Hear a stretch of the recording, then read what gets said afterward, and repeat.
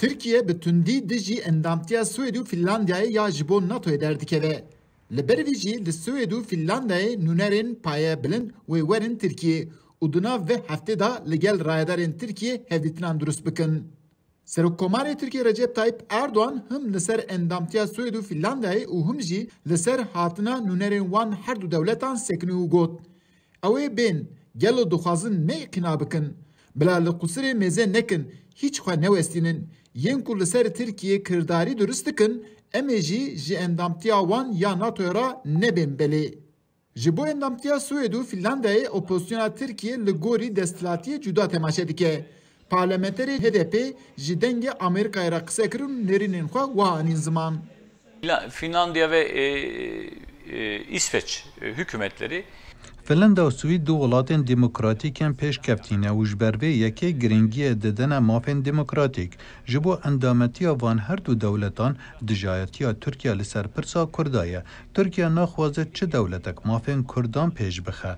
Li Japonê li ser zimanê Kurdî gavek hate haveştin desaladariya Tirkiye dijî vê yekê jî derkeft. Ev siyaseta Tirkiyeyê bi tevahî xelete û em napecirînin. Çapemeniya Tirkiye yên ku li layenên hikûmetê bi tevahî gotar û nûçeyan da daxuyaniyên Serokkomarê Tirkiye Erdoğan pesend dikin. Lê yên ku di vê xetê da nînin li hemberî van endamtiyan bêdengin an jî helwesta desthilatiyê rexne dikin. Di vî warî da parlamenterê AKP yê berê yê Agiriyê vê yekê hinekê cuda şîrove dike û nêrînê xwe wiha vedibêje. Dewletên İskandinav, Finlandiya û Swîdênê ku bibin endamên NATOyê. Ji ber wî em wisa dizanin ku dewletên İskandinav bi aliyê refahê, bi aliyê demokrasî, bi aliyê azadî ve tên naskirin. Hêzê wan eskerî bi hêzê eskerî nayên naskirin.